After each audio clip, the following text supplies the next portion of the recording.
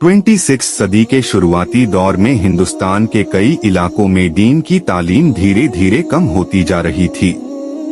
लोग अपनी रोजमर्रा की जिंदगी में इतने मशगूल हो गए थे कि इस्लामी तालीमत उनकी जिंदगी से दूर होती जा रही थी।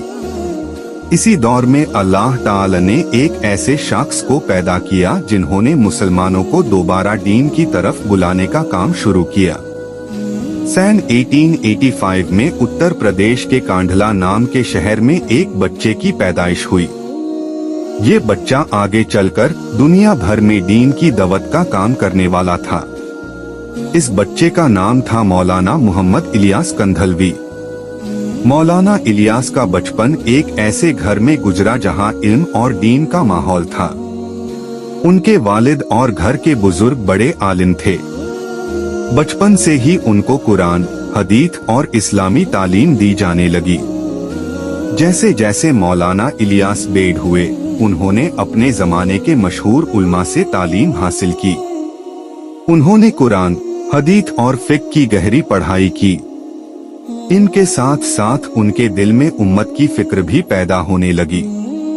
उस वक्त हरियाणा और राजस्थान के दरमिया एक इलाका था जिसे मेवत कहा जाता था। वहाँ के कई मुसलमान धीरे धीरे दीन की बुनियादी तालीमत से दूर हो रहे थे।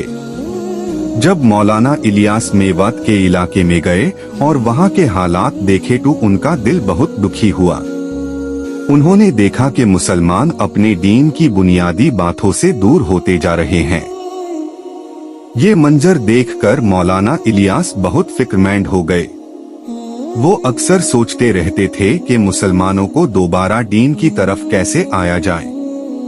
इन्हीं फिक्रों के दरमिया मौलाना इलियास के जहां में एक सोच पैदा हुई।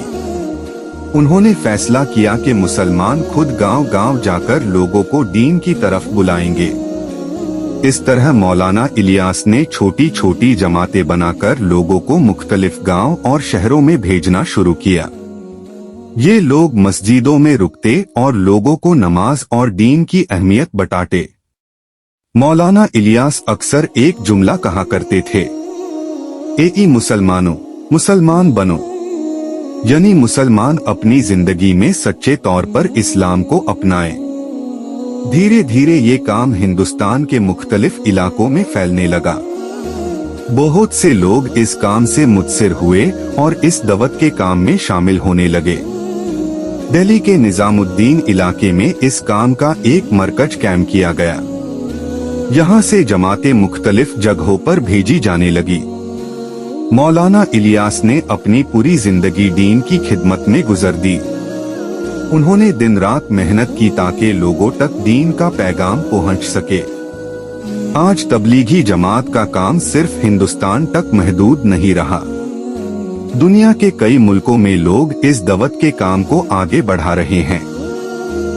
मौलाना इलियास कंधलवी की मेहनत और इखलास की वजह से ये काम आज भी जारी है और लाखों लोगों तक दीन का पैगाम पहुंच रहा है। ये कहानी एक ऐसे शख्स की है जिन्होंने अपनी पूरी जिंदगी अल्लाह के दीन के लिए वक्फ कर दी। मौलाना मोहम्मद इलियास कंधलवी का पैगाम आज भी दुनिया भर में लोगों के दिलों को रोशन कर रहा है।